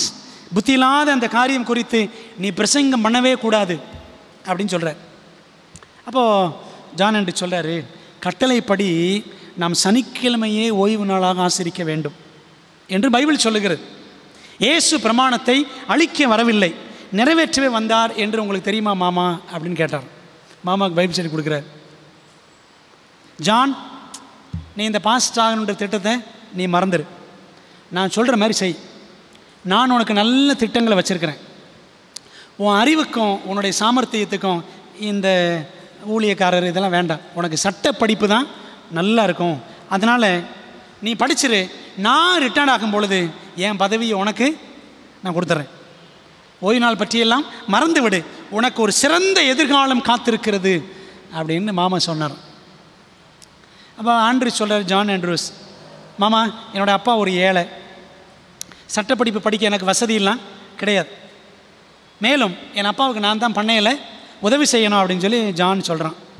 மாமா சொல்கிறாரு, மாப்பிள்ளை உன்னை எங்கே படிக்க வைக்கணும் பாருங்கள். என்னென்ன பல்கலைக்கழகம்னு சொன்னாராம். ஹார்வர்ட் பல்கலைக்கழகம், ஏல் பல்கலைக்கழகம், டாட்மவுத் பல்கலைக்கழகம், இதெல்லாம் அமெரிக்காவில் பெரிய பெரிய பல்கலைக்கழகம். இங்கெல்லாம் நான் உன்னை என்ன செய்கிறேன், எந்த பல்கலைக்கழகத்தில் உன்னை படிக்க வைக்கணும் நான் படிக்க வைக்கிறேன் அப்படின்னு மாமா சொல்கிறார். இவன் யோசிக்கிறான், மாமா சொல்கிறபடியெல்லாம் செஞ்சோம் அப்படின்னா தேவனையும் அவருடைய சத்தியத்தையும் மறுதலிக்க வேண்டியது இருக்கும். அவரது சத்தியத்தை பிரசங்கிக்க நான் எடுத்த தீர்மானத்திலிருந்து நான் பின்வாங்க போவதில்லை என்று உறுதியாக தீர்மானித்து மாமாட்ட சொல்லிடுறேன், மாமா நான் சட்டப்படிப்பெலாம் நான் படிக்க வரல, ஓய்வு நாளை பற்றியும் இயேசுவின் அதிசீக்கிர வருகையை பற்றியும் பிறருக்கு சொல்லக்கூடிய பிரசங்கியாகவே நான் இருக்க விரும்புகிறேன். மாமா, நீங்கள் சொன்ன திட்டத்திற்காக நான் வருந்துகிறேன். I am very sorry for the plan you have for me. என்னை மன்னிச்சிருங்க அப்படின்னு அவன் சொல்லிட்டான். மாமா சொன்னாரான், ஜான், நீ கடைசியில் ஒரு நாள் இதுக்காக நீ ரொம்ப வருத்தப்பட போகிற அப்படின்னு சொன்னார். ஆனால் சரித்திரம் சொல்லுது, தான் செய்த தீர்மானத்திற்காக ஜான் ஆண்ட்ரூஸ் ஒரு நாள் என்ன செய்யலையா, வருத்தமே படலை. 1874 வருஷம் 1874 முதல் அயல்நாட்டு மிஷனரி, அமெரிக்காவிலிருந்து ஐரோப்பா கண்டத்துக்கு போன முதல் மிஷனரி யார் தெரியுமா? ஜான் ஆண்ட்ரூஸ் தான். பிரியமானவர்களே, அது மட்டும் இல்லை, சரித்திரம் சொல்லுது, ஐரோப்பாவுக்கு குறிப்பாக சுவிட்சர்லாந்து நாட்டுக்கு இவர் மிஷனரியாக தன்னோட 2 பிள்ளைகளோடு போகும் பொழுது இவர் முகம் ஸ்தேவான் முகத்தை போல பிரகாசமாக இருந்துச்சான். உலகத்துக்கு போனால் பிரகாசமாக தான் இருக்கும், அப்படித்தானே? போனால் தான் பிரகாசமாக இருக்கும். அன்பான தேவ பிள்ளைகளை, ஜான் ஆண்ட்ரூஸ், இன்றைக்கி அவர் பேரில் ஆண்ட்ரூஸ் யூனிவர்சிட்டி அமெரிக்காவில் இருக்குது. சரிங்களா? அந்த படம் பாருங்களேன். ஆண்ட்ரூஸ் யூனிவர்சிட்டி அமெரிக்காவில் ஒரு புகழ்பெற்ற அட்வென்டிஸ்ட் பல்கலைக்கழகம். இதுதான் அதனுடைய படம். இன்னொரு படம் பாருங்கள். உன்னை அந்த யூனிவர்சிட்டியில் படிக்க வைக்கிறேன், இங்கே படிக்க வைக்கிறேன்னு சொன்னார். ஆனால் இன்றைக்கி ஆண்ட்ரூஸ் பேரில் என்ன இருக்குது? யூனிவர்சிட்டி, பல்கலைக்கழகம் இருக்கிறது. அங்கே ஒரு படம் இருக்குது, அந்த யூனிவர்சிட்டியில் ஒரு படம் இருக்குது. ஜான் ஆண்ட்ரூஸ், அவருடைய மகன் சார்ல்ஸ் ஆண்ட்ரூஸ், மகள் மேரி ஆண்ட்ரூஸ். இவங்க 1874 சுவிட்சர்லாந்துக்கு மிஷனரிகளாக கிளம்புறாங்க. போகிறதுக்கு முன்னாடி பார்த்திங்கன்னா அவர் மனைவி இறந்துருவாங்க. ஏஞ்சலின் ஆண்ட்ரூஸ் மனைவி இறந்துருவாங்க. இவங்களை பற்றி நம்ம நிறைய படிக்கணும், ஆச்சரியமாக இருக்கும் இவங்க கதையெல்லாம், ஜான் ஆண்ட்ரூஸ் அனுபவங்கள் எல்லாம். மனைவி இறந்துருவாங்க, இன்னும் 2 பிள்ளைகளை இறந்துரும். சரிங்களா? அப்புறம் மீதி இருக்கிற 2 பிள்ளைகளை வச்சு ஊழியத்துக்கு போவார். அங்கே போனால் ஒரு சில வருஷங்கள் அந்த பெண், அவளுக்கு காசு நோய் வந்துடும். மேரி ஆண்ட்ரூஸுக்கு காசு நோய் வந்துடும், இவருக்கு காசு நோய் வந்துடும், ஜான் ஆண்ட்ரூஸுக்கு. ஆனால் சுவிட்சர்லாந்து தேசத்தில் வல்லமையான ஊழியங்களை இந்த அப்பாவும் பிள்ளைகளும் செஞ்சாங்க. பாருங்களேன், இந்த மனுஷன் அமெரிக்காவில் ஒரு பெரிய ஆளாக இருக்கலாம், அப்படி தானே? மாமா சொல்லி பார்க்குறார். ஆனால் சத்தியத்திற்காக வைராக்கியமாக நின்றார். இன்றைக்கி அதே போல் நிறைய வாலி பிள்ளைகள் இல்லை, நம்ம சபையில் கிடையாது. Many young people are compromising. நிறைய வாலி பிள்ளைங்க காம்ப்ரமைஸ் ஆகிடுறது, சமரசம் பண்ணிடுறது. வேலைக்கு போகிறது, காலேஜுக்கு போகிறது, இந்த மாதிரி எல்லா காரியத்துலையும் சர்வசாதாரண, ஸ்கூலுக்கு போகிறது, டியூஷனுக்கு போகிறது எல்லாம் சாபத்தில் சர்வசாதாரணம் ஆகிப்போச்சு. பிரியமானவர்களே, யோசிக்கணும். அவங்களாம் எப்படி இருந்திருக்காங்க பார்த்தீங்களா? ஆண்டவரே, நானும் அப்படி இருக்கணும், என் பிள்ளை அப்படி இருக்கணும். நம்ம என்ன செய்யணும்? நம்ம தான் முடிவு எடுக்கணும், தீர்மானம் எடுக்கணும் என்பதை மனசில் வச்சுக்கணும். ஓய்வு நாள் கலந்தாய்வு கூட்டங்கள், சாபத் கான்ஃபரன்சஸ், இப்படி அங்கங்கே தனித்தனியாக அப்படி சிலர் சத்தியத்தை ஏற்றுக்கிட்டாங்க. அதுக்கப்புறம் என்னாச்சுன்னா, இந்த ஓய்வு நாள் சத்தியம் எல்லா இடங்களுக்கு போகணும்னு சொல்லிட்டு நிறைய கான்ஃபரன்சஸ் நடத்துனாங்க, சாபத் கான்ஃபரன்சஸ். இந்த ஓய்வு நாள் கலந்தாய்வு கூட்டங்கள் நடத்துவதற்கும் முன்னோடிகள் நிறைய தியாகம் பண்ணாங்க. நம்முடைய சபையின் ஆரம்ப காலகட்டத்தில் 1848 50 வரைக்கும், அந்த 3 வருஷங்கள், அந்த 3 ஆண்டுகளும் மில்லர் இயக்கத்தில் இருந்தவர்களுக்கு, அதிலிருந்து வந்தவங்களுக்கு ஓய்வு நாள் மற்றும் ஆசிரியப் கூடாரம் ஆகிய சத்தியங்களை அறிவிக்கும் நோக்கத்தோடு, இன்னும் எல்லாருக்கும் அறிவிக்கணும்னு சொல்லிட்டு ஓய்வு நாள் மாநாடுகளை James White, Ellen White, Joseph Bates, Hiram Edson, இன்னும் பல முன்னோடிகள் அமெரிக்காவில் ஆங்காங்கே இந்த சாபத் கான்ஃபரன்சஸ் நடத்தினார்கள். அந்த கூட்டங்கள் இதான் அந்த கூட்டங்கள். 1848 வருஷம் கோடை காலத்தில் மேற்கு நியூயார்க் என்ற இடத்துல நடக்கவிருந்த ஒரு சாபத் கான்ஃபரன்ஸ், ஓய்வு நாள் மாநாடு. அதில் எலன் ஒயிட், ஜேம்ஸ் ஒயிட் போகணும், 2 பேரும் போகணும். கையில் பணம் இல்லை, சரீர பலவீனம் இருந்த போதும் என்ன செய்கிறாராம், இந்த வைக்கப்போர் இருக்குல்ல, வைக்கோல் போர், அந்த வைக்கப்போர் களத்தில் போய் அதெல்லாம் காய வைக்கணும், புல்லை காய வைக்கிற ஒரு வேலை, அந்த வேலை செய்கிறதுக்காக ஜேம்ஸ் ஒயிட் போனார். மதிய வெயில், பயங்கரமான வெயில், மயங்கி விழக்கூடிய ஒரு சூழ்நிலை வரும்பொழுது அந்த புல்கட்டு பக்கத்தில் முழங்கால் போட்டு ஜோம் பண்ண வரான் ஜேம்ஸ் ஒயிட். ஆண்டவரே எனக்கு பெலனை கொடுங்க அப்படி ஜோம் பண்ண வரான். ஆண்டவர் பெலன் கொடுப்பாரு. பெலன் அடைந்து மறுபடியும் வேலையை செய்வார். இப்படியே 5 வாரங்கள் கடினமாக உழைத்து சம்பாதித்த பணத்தை வச்சு தான் ஓய்வு நாள் மாநாடுகள் பல இடங்களில் ஆங்காங்கே முன்னோடிகள் நடத்தினார்கள். இப்படிலாம் ஓய்வு நாள் சத்தியம் வந்திருக்கு. இன்றைக்கி நம்ம அதனுடைய அருமை தெரியல, நமக்கு பெருசாக தெரியல. அட சும்மா சனிக்கிழமை, அட சும்மா கடைக்கு போ, சும்மா ஹோட்டலில் போய் சாப்பிடு, அட சும்மா டிவியை பாரு சனிக்கிழமை, அப்படி தான் இன்றைக்கி இருக்கிறோம். உண்மை தானே? நம்ம ஓய்வு நாளுக்காக ரொம்ப கஷ்டமெல்லாம் படலை, ரொம்ப பெரிய தியாகமெல்லாம் பண்ணலை. ஏதோ நம்ம சனிக்கிழமை சர்ச்சுக்கு வரதை பெரிய தியாகம்னு நினச்சிக்கிட்டு இருக்கிறோம். அப்படி தானே? பிரியமானவர்களே, யோசித்து பாருங்கள். இப்படி கஷ்டப்பட்டு, ஒரே ஒரு எக்ஸாம்பிள் தான் சொன்னேன், எவ்வளோ கஷ்டப்பட்டு வேலை செஞ்சாருன்னு. இன்னும் நிறைய இருக்குது சொல்கிறதுக்கு. 1848ஆம் வருஷம் 6 மாநாடுகள் நடத்தினாங்களாம், ஓய்வு நாள் மாநாடுகள். 49 6 மாநாடுகள், 1850 10 மாநாடுகள், எல்லாம் பெரிய பெரிய மாநாடுகள். இப்படி மொத்தம் 22 மாநாடுகள் மற்றும் பல சின்ன சின்ன மாநாடுகள் நம்முடைய முன்னோடிகள் அமெரிக்காவின் பல இடங்களிலே ஆங்காங்கே நடத்தினார்கள். ஓய்வு நாள் சத்தியம் பரப்புவதற்காக எவ்வளோ தியாகம் பண்ணியிருக்கிறாங்க. இன்றைக்கி நம்ம என்ன தியாகம் பண்ணியிருக்கிறோம் அப்படின்னு யோசிக்கணும். பிரியமான தேவப்பிள்ளைகளே, முடிவுரையாக கடைசியாக 10 இது ஒன்று மட்டும்தான். 10 கட்டளைகளில் அந்த மேற்கோளை பார்ப்போம். 10 இது ஒன்று மட்டும்தான், 4ஆம் கட்டளை மட்டும்தான் வானத்தையும் பூமியையும் அவையில் உள்ள எல்லாவற்றையும் படைத்த ஜீவனுள்ள தேவனை குறித்து நமக்கு சுட்டி காட்டுகிறது. அப்படி தானே? 4ஆம் கட்டளையில் யாத்திராகமம் 20:11 பாருங்களேன், அதில் தான் போட்டிருக்கோம். கர்த்தர் 6 நாளைக்குள்ளே வானத்தையும் பூமியும் சமுத்திரத்தையும் அவையில் உள்ள எல்லாவற்றையும் உண்டாக்கினார். அந்த 4ஆம் கட்டளையில் தான் தேவனுடைய முத்திரை அடங்கி இருக்கிறது. இதெல்லாம் என்ன செஞ்சாங்க? போ கண்டுபிடிச்சாங்க. மாபெரும் ஏமாற்றத்துக்கு அப்புறம் இந்த மாதிரி எல்லாரும் கூடி இரவும் பகலும் ஆராய்ச்சி பண்ணி குடும்பமாக தனித்தனியாக மாநாடுகளில் கூடி இப்படியெல்லாம் என்ன செஞ்சாங்க? ஆராய்ச்சி பண்ணி கண்டுபிடிச்சாங்க. ஆகவே இந்த மாபெரும் ஏமாற்றத்துக்கு அப்புறம் என்ன செய்யணும்? 3ஆம் தூது, வெளிப்படுத்தல் 14:9-12 வரைக்கும் 3ஆம் தூதை உலகமெங்கும் அறிவிக்கணும். அந்த 3ஆம் தூது என்ன சொல்லுது? தேவனுடைய முத்திரையா மிருகத்தின் முத்திரையா? தேவனுடைய முத்திரையான 7ஆம் நாள் ஓய்வு நாள் சனிக்கிழமையா? மிருகத்தின் முத்திரையான வாரத்தின் 1ஆம் நாளான ஞாயிற்றுக்கிழமையா? தேவனுடைய பிரமாணமா அல்லது மனுஷனுடைய பிரமாணமா? தீர்க்கமாக போதிக்கணும்னு சொல்லிட்டு இந்த மாபெரும் ஏமாற்றத்துக்கு அப்புறம் தான் தீவிரமாக ஆராய்ச்சி செய்து இந்த சத்தியங்கள்லாம் கண்டுபிடிச்சாங்க. இந்த 4ஆம் பிரமாணம் தான் ஜீவனுள்ள தேவனை, சிருஷ்டிகராகிய தேவனை நமக்கு அடையாளம் காட்டுகிறது. தொடர்ந்து வாசிக்கிறேன் பாருங்களேன்.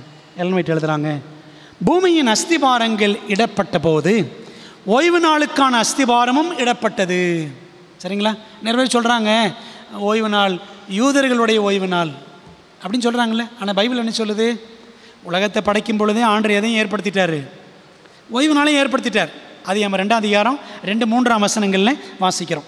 மெய்யான ஓய்வு நாளானது கை கொள்ளப்பட்டிருந்தால் ஒரு சந்தேகவாதியும் இல்லைவாதியும் இருந்திருக்க மாட்டார்கள் என்பது எனக்கு காட்டப்பட்டது. ஓய்வு நாளை கரெக்டாக ஆரம்பத்திலேருந்தே கடைபிடிச்சிருந்தாங்கன்னா கடவுள் இல்லைன்னு சொல்லக்கூடிய எவனோ இந்த உலகத்தில் இன்னைக்கு இருந்திருக்க மாட்டான். ஓய்வு நாள் ஆசரிப்பானது உலகத்தை விக்கிரக ஆராதனையிலிருந்து விலக்கி காத்திருந்திருக்கும். ஓய்வு நாளை கரெக்டாக கடைபிடிச்சிருந்தாங்கன்னா விக்கிரக ஆராதனையும் வந்திருக்காது. சரிதானே? தொடர்ந்து வாசிப்போம். இதை எங்கே எழுதுறாங்கன்னா லைஃப் ஸ்கெச்சஸ் பக்கம் 95-96. பாவ மனுஷன், அதாவது போப்பு மார்க்கம் 4ஆம் பிரமாணத்தை மாற்றி 10 பிரமாணத்தில் திறப்பை உடைப்பை உண்டாக்கி விட்டான் அப்படின்னு ஏற்கனவே படிச்சிருக்கோம். ஞாபகம் அவங்களுக்கு? அதை நம்ம ஏசாயா 58:12 வாசிக்கிறோம். திறப்பானதை அடைக்கிறவன் என்றும் இருக்குல்ல. உன்னிடத்தில் தோன்றினவர்கள் பூர்வம் முதல் பாழாய் கிடந்த ஸ்தலங்களை கட்டுவார்கள். இந்த ஓய்வு நாள் சத்தியம் இடைப்பட்ட காலங்களில் கடைபிடிக்கிறவங்க இருந்தாலும் அது பெரும்பான்மையாக வெளியில் வரலை. தலைமுறை தலைமுறையாக இருக்கும் அஸ்திவாரங்கள் மேல் நீ கட்டுவாய், திறப்பானதை அடைக்கிறவன் என்றும் குடியிருக்கும்படி பாதைகளை திருத்துகிறவன் என்றும் நீ பெயர் பெறுவாய். பாருங்களேன், அப்போ இந்த ஓய்வு நாள் சத்தியத்தை கை கொண்டு அதை உறக்க அறிவிப்போருக்கான ஆசீர்வாதங்கள் தொடர்ந்து ஏசாயா 58:13-14 இருக்குது. நம்ம ஏற்கனவே படிச்சிருக்கோம், தெரிஞ்ச வசனங்கள். இந்த ஓய்வு நாளை 7ஆம் நாளாகிய ஓய்வு நாளை கர்த்தருடைய நாள் என்றும் மகிமையுள்ள நாள் என்றும் எண்ணி அதை மகிமையாக நாம் கடைபிடிப்போம் என்று சொன்னால் ஆண்டு நிச்சயவாரம் பூமியின் உயர்ந்த இடங்களில் உன்னை ஏறி இருக்கும்படி பண்ணுவார், கர்த்தரில் மனமகிழ்ச்சியாக இருப்பாய், யாக்கோபுடைய சுதந்திரத்தை கொடுப்பார், கர்த்தருடைய வாய் இதை சொல்லிட்டு அப்படின்லாம் ஆண்டவர் ஆசீர்வாதங்களை நமக்கு வாக்குத்தத்தம் பண்ணியிருக்கிறார். அன்பானவர்களே, அப்போ என்ன செய்யணும்? இந்த கடைசி நாட்களில் ஆண்டவர் இந்த ஓய்வு நாள் சத்தியத்தை கொடுத்துருக்கிறாரு. நம்ம கடமை என்ன பாருங்களேன். தேவனுடைய கற்பனைகளையும் இயேசுவின் விசுவாசத்தையும், அதான் வெளிப்படுத்தல் 14:12 இருக்குது. முத்துவதின் முடிவு அதுதான், அப்படி தான் முடியும். தேவனுடைய கற்பனைகளையும் இயேசு மேல் விசுவாசத்தையும் காத்துக்கொள்ளுகிறவர்களாகிய பரிசுத்தவான்களுடைய பொறுமை இதில் விளங்கும். ஆகவே தேவனுடைய கற்பனைகளையும் இயேசுவின் விசுவாசத்தையும் அறிவிக்கிற 3ஆம் தூதன் யார்? இந்த 3ஆம் தூதன் அப்படின்னா, இத்தூதனை ஏற்றுக்கொண்டு, முத்தூதனை ஏற்றுக்கொண்டு தேவனுடைய கற்பனைகளையும் அவரது பிரமாணத்தையும் கண்மணியை போல காத்து கொள்ளும்படி உலகத்துக்கு எச்சரிப்பின் முழக்கத்தை கொடுக்கும் ஜனங்களை சுட்டி காட்டுகிறான். அந்த 3ஆம் தூதன் யார்? 3ஆம் தூதன் வந்து மிகுந்த சத்தமிட்டுன்னா யார் இந்த 3ஆம் தூதன்? ஓய்வு நாள் சத்தியத்தை கடைபிடிக்கிற எல்லாரும் தான் 3ஆம் தூதன். விளங்குதா உங்களுக்கு? என்ன செய்யணும் அந்த 3ஆம் தூதன்? நீங்களும் நான் என்ன செய்யணும்? கண்மணியை போல ஓய்வு நாளை கடைபிடிக்கணும். கண்மணியை போல. இந்த கண்மணியை பற்றியே ஒரு பிரசங்கம் பண்ணுவேன் தனியாக, ஒரு நாள் படிக்கலாம். கர்த்தருக்கு சித்தமானால் கண்மணி இந்த உள்ளே இருக்குல்ல, அதான் கண்மணி, கருவிழி நமக்கு தெரியும். கண்மணியை போல ஓய்வு நாளை கடைபிடிக்கணுமா, கற்பனையை கடைபிடிக்கணுமா? வசனம் அதான் சொல்லுது. கண்மணியை போல காத்து கொள்ளணும். அதே சமயம் உலகத்திற்கு எச்சரிப்பின் முழக்கத்தை, இந்த முத்துவதை அறிவிக்கணும். அவர்கள்தான் 3ஆம் தூதன் சுட்டி காட்டும் ஜனக்கூட்டம். இந்த எச்சரிப்புக்கு, இந்த முத்துவதை நாம் எச்சரிப்பாய் கொடுக்கும் பொழுது அதற்கு மறுமொழியாக அநேகர் கர்த்தருடைய ஓய்வு நாளை அரவணைத்து ஏற்றுக்கொள்ளுவார்கள். நம்ம என்ன செய்யணுமா? இந்த ஓய்வு நாளை அறிவிக்கணும். பார்த்தீங்களா, அந்த காலத்தில் கஷ்டப்பட்டு உழைச்சி சாபத் கான்ஃபரன்சஸ், ஓய்வு நாள் கலந்தாய்வு கூட்டங்கள் நடத்தி சத்தியத்தை பரப்புனாங்க. உங்களுக்கு ஒன்று தெரியுமா? அப்போவே மாபெரும் ஏமாற்றம் அந்த மாதிரி இருந்த காலகட்டத்தில் அமெரிக்காவில், அப்போவே இந்தியாவில், குறிப்பாக தமிழ்நாட்டில் 7ஆம் நாள் ஓய்வு நாளை ஆசிரிக்கிற கூட்டம் எங்கே இருந்துச்சு? பிரகாசபுரத்தில் இருந்துச்சு. அருமநாயகம் சட்டாம்பிள்ளை அப்படின்னு சொல்லுவாங்க. சரிங்களா, படிக்கலாம் அதெல்லாம். அப்போ 1844 அந்த காலகட்டத்தில் தமிழ்நாட்டில் 7ஆம் நாளை கடைபிடிக்கிற கூட்டம் இருந்துச்சு என்பதை மறந்துடக்கூடாது. ஒரு வசனம் வாசித்து முடிக்கலாம் பாருங்கள். என் கட்டளைகளையும் என் போதகத்தையும் எப்படி காத்துக்கொள்? உன் கண்மணியை போல் காத்துக்கொள், அப்பொழுது பிழைப்பாய். நீதிமொழிகள் 7:2 வாசிக்கிறோம். பிரியமானவர்களே, நம்முடைய முன்னோடிகள் கண்மணி போல ஆண்டோடைய கட்டளைகளை, அதிலும் குறிப்பாக அந்த பிரகாசமான மகிமையான ஒளிவட்டம் சூழ்ந்திருந்த ஓய்வு நாளை அவர்கள் ஆசரித்தார்கள். இந்த 7ஆம் நாள் சனிக்கிழமை ஓய்வு நாளை நாமும் என்ன செய்யணும்? உண்மையாக ஆசரிக்கணும். அதற்கு நம்ம ஒப்புக் கொடுப்போம், அதற்காக தீர்மானம் எடுப்போம், குடும்பமாக தீர்மானிப்போம். தேவன் நம்மை சாட்சிகளாக நிலைநிறுத்துவார். ஆமென். எங்கள் பரிசுத்தம் நிறைந்த எங்கள் பரமபிதாவே, இந்த மனமகிழ்ச்சியான பரிசுத்தமான மகிமையான ஓய்வு நாளுக்காக நன்றி செலுத்துகிறோம். எனக்கும் என்னுடைய ஜனங்களுக்கும் பரிசுத்தப்படுத்துகிற நித்திய நிலையான அடையாளம் என்று ஆண்டவர் 7ஆம் நாள் ஓய்வு நாளை கொடுத்திருக்கிறீர் தகப்பனே. கர்த்தாவே, இந்த நாளை நாங்கள் காணும்படி செய்த கிருபைக்காய் நன்றி.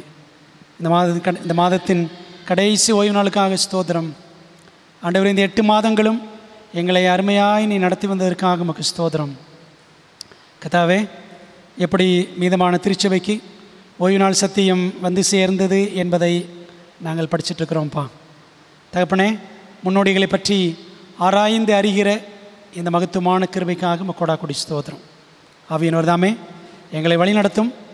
கர்த்தாவே, இந்த மாமேன்மையான ஓய்வு நாள் சத்தியத்தை நாங்கள் அசட்டையாக அலட்சியப்படுத்தி விடாதபடி கர்த்தாவே கண்ணும் கருத்துமாய் கடைபிடிக்க எங்களுக்கு உதவி செய்ய வேண்டும் என்று உமது பாதத்தில் ஒப்புக் கொடுக்கிறோம். ஓய்வு நாளை உண்மையாய் கடைபிடிக்கிறவர்களும் உறக்க அறிவிக்கிறவர்களும் திறப்பானதை அடைக்கிறவர்கள் குடியிருக்கும்படி பாதைகளை திருத்துகிறவர்கள் என்று வேதம் சொல்லுகிறது. ஆண்டவரே, அப்படிப்பட்டவர்களாக எங்களை மாற்றுங்க தகப்பனே. ஒருவேளை தெரிந்தோ தெரியாமலோ ஓய்வு நாளை மீறக்கூடியவர்களாக நாங்கள் இருப்போம் என்று சொன்னால் கர்த்தர் தயவாக எங்களை மன்னித்து கர்த்தாவே நாங்கள் கண்ணும் கருத்துமாய் உம்முடைய கட்டளைகளின் வழியில் கண்மணி போல காத்து நடக்கிறவர்களாக எங்களை நீர் மாற்ற வேண்டும் என்று கெஞ்சி மன்றாடுகிறோம். எங்களை தாழ்த்தி ஒப்புக் கொடுக்குறோம்ப்பா. இந்த நாளில் வந்திருக்கிற உம்முடைய சத்திய வார்த்தைகளை கேட்ட எல்லா பிள்ளைகளையும் ஆண்டவர் பெருக்கமாக ஆசீர்வதியும். படைக்கப்பட்டிருக்கிற காணிக்கைகளையும் படைத்த பிள்ளைகளையும் ஆண்டவர் ஆசீர்வதிப்பீராக.